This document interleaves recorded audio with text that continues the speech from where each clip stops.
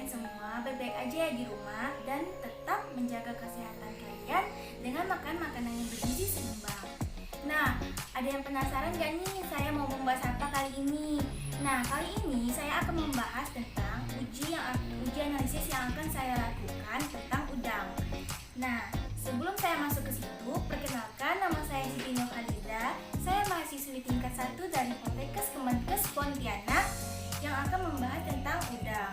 Sebelum saya masuk ke pembahasan uji analisis tentang udang, saya ingin bertanya dulu nih pada kalian. Kalian tahu gak udang itu termasuk hewan apa? Terus dia itu manfaatnya apa aja? Dan pastinya banyak sekali udang-udang yang hidupnya itu di perairan yang berbeda-beda pula. Udang adalah hewan yang termasuk ke dalam kelompok krustasea atau udang-udangan. Krustasea ini termasuk ke dalam kelompok besar arthropoda yang tersebar luas kurang lebih dari 52.000 spesies yang ada di dunia. Kelompok krustasea ini teman-teman tidak hanya mencakup udang loh, tapi mencakup seperti kepiting, lobster, dan tritip. Oke teman-teman, sekarang saya mau nanya nih, kalian pada tahu nggak kalau misalnya udang itu memiliki tempat tinggal yang berbeda dan memiliki ciri-ciri khas yang berbeda sesuai dengan tempat tinggalnya? Yang pertama adalah udang di air tawar. Nah, udang di air tawar ini kebanyakan memiliki cangkang atau kulit luarnya pasti keras atau kuat.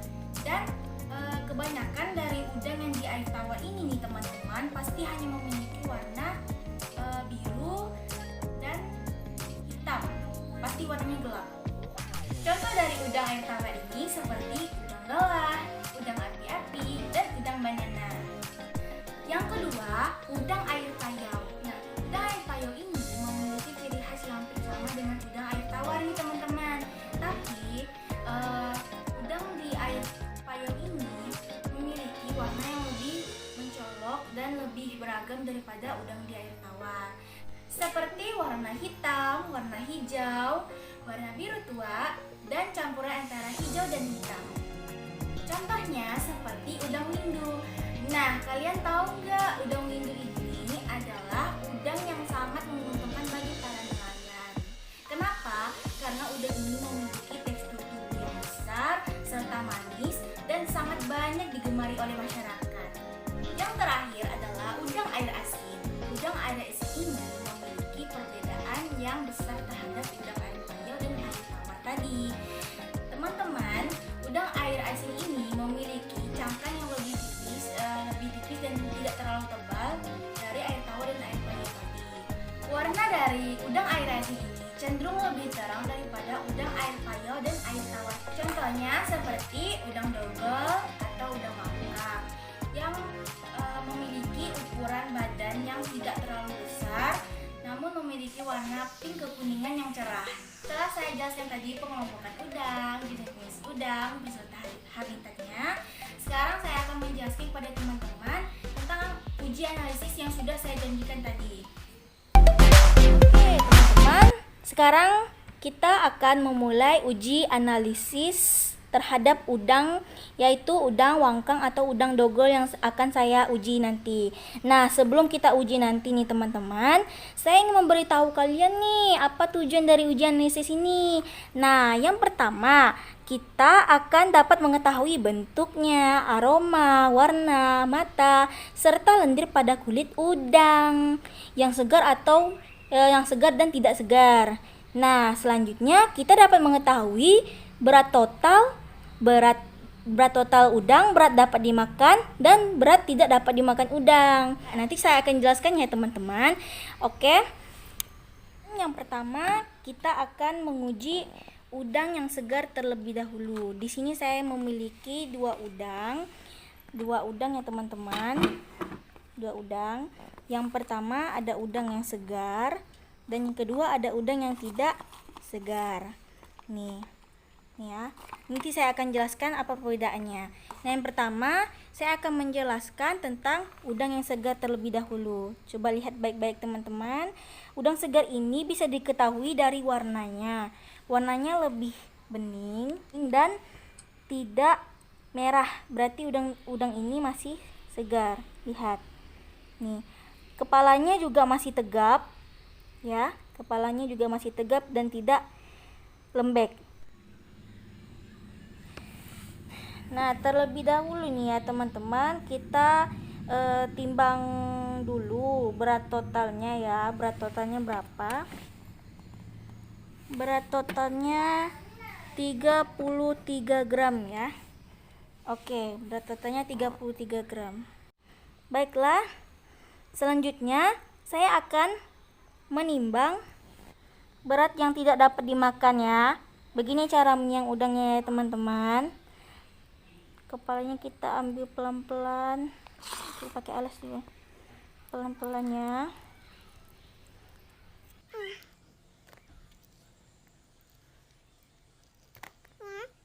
Ketimbang sini. Jika teman-teman tidak suka sama kulit udang, kalau udang yang besar ini biasanya kita harus buang ya, karena tidak bisa dimakan, kulitnya keras. Ya walaupun nih lihat nih, kulit cangkangnya tidak terlalu keras, namun tidak bisa dimakan ini ya teman-teman. Makanya ini termasuk dengan berat tidak dapat dimakan. Selanjutnya, ya kita kupas dulu kulitnya. Nah, sampai di sini. Jika kalian ingin membuang ekornya juga bisa ya teman-teman, tapi terkadang ada orang yang tidak ingin membuang ekornya karena agar mudah dimasak nantinya. Nah, untuk berat tidak dapat dimakannya ada 24 gram ya, 24 gram. Dan sekarang oke, baiklah teman-teman, selanjutnya kita akan mengukur berat yang dapat dimakan. Kenapa saya bilang ekor ini bisa dimakan? Karena terkadang ada orang-orang yang suka sekali memakan ekor udang ya teman-teman. Baiklah, saya akan timbang totalnya. Total yang dapat dimakan 32 gram ya teman-teman ya, 32 gram. Nah, setelah udang yang segar ini kita akan coba menguji untuk udang yang tidak segar. Nah, berapakah berat totalnya teman-teman? Kita akan uji dulu berat totalnya berapa. 33 ya teman-teman. Ini ciri-ciri udang yang tidak segar. Ini kepalanya bengkok, dia tidak tegap lagi, dan aromanya pun sudah tidak segar lagi ya teman-teman. Lalu ini dagingnya sudah mulai memerah nih ya, sudah mulai memerah, dan cangkangnya pun tidak sebening yang segar tadi ya. Ini kepalanya juga nih sudah patah ya, tidak tegap lagi seperti udang yang segar tadi. Nah, baiklah, sudah kita timbang tadi berat totalnya. Kita akan lanjut untuk melihat berapa berat yang tidak dapat dimakannya teman-teman. Ini kita sudah senang kepalanya, kita kupas kulitnya teman-teman ya.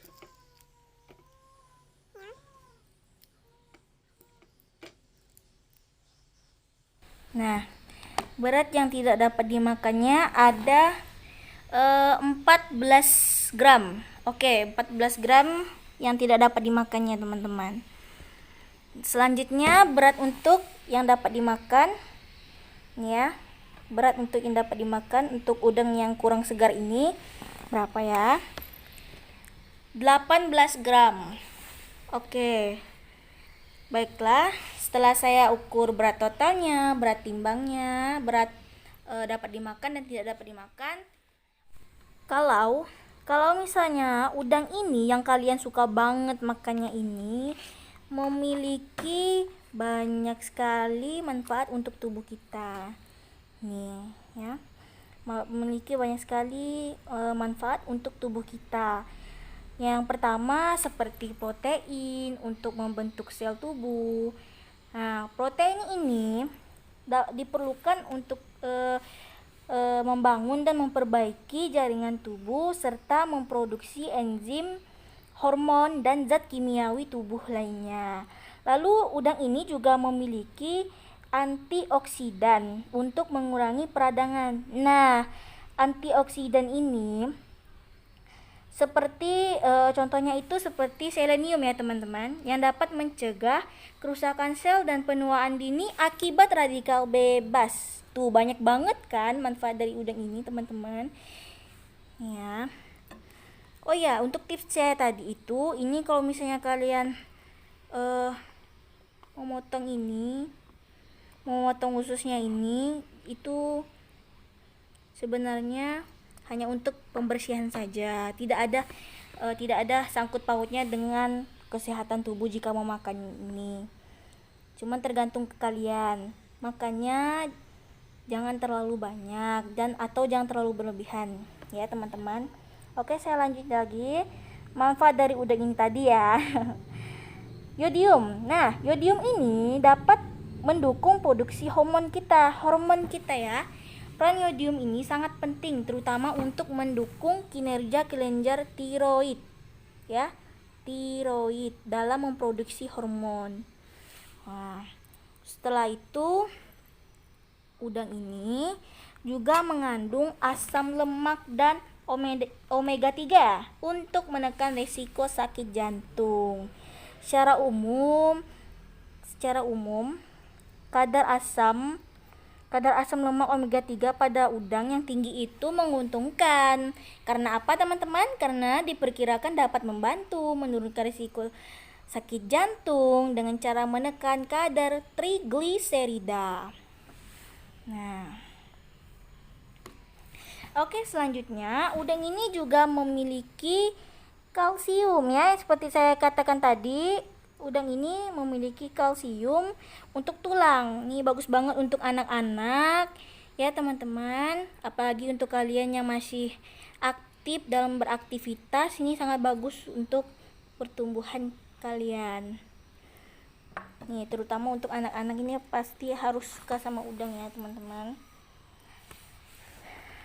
Kandungan kalsium di dalam udang ini selain menjaga kesehatan tulang dan gigi, dapat juga membantu mengatasi kondisi tekanan darah tinggi loh, sindrom pramenstruasi dan kenaikan berat badan. Nih. Jadi, udang ini ya teman-teman, selain sangat banyak lah, dari beragam nutrisinya itu sangat banyak, tetapi kandungan kolesterol dalam udang ini tergolong tinggi loh teman-teman, yaitu bisa mencapai 250 mg tiap 100 gram udang. Nah, ini nih, oleh sebab itu penderita kolesterol tinggi dianjurkan berkonsultasi dengan dokter gizi untuk menentukan seberapa banyak udang yang boleh dikonsumsi ya teman-teman. Oke teman-teman, baiklah, terima kasih sudah mendengarkan penjelasan dari saya, dan saya tegaskan sekali lagi ya yang tadi, yang uji analisis saya tadi, bahwa yang benang hitam tadi itu bukanlah kotoran, tapi itu usus udang, dan belum ada penelitian yang membuktikan bahwa benang hitam ini dapat membahayakan bagi kesehatan tubuh manusia. Jadi jika kalian ingin ingin membuangnya atau tidak, itu terserah, tapi itu sangatlah tidak ada hubungannya dengan membahayakan kesehatan tubuh kalian. Nah, kesimpulan dari uji analisis ini adalah bahwa rata-rata udang ini ada yang segar dan ada yang tidak, tapi lebih dianjurkan untuk kalian harus memilih yang segar ya teman-teman, karena udang yang segar itu pastinya lebih enak dan gizi yang tidak sebanding dengan udang yang tidak segar tadi ya teman-teman. Ya, terima kasih sudah mendengarkan penjelasan saya. Tetap stay di rumah ya teman-teman, dan jangan lupa selalu makan makanan yang bergizi seimbang. Sampai jumpa teman-teman. Dah. Assalamualaikum warahmatullahi wabarakatuh.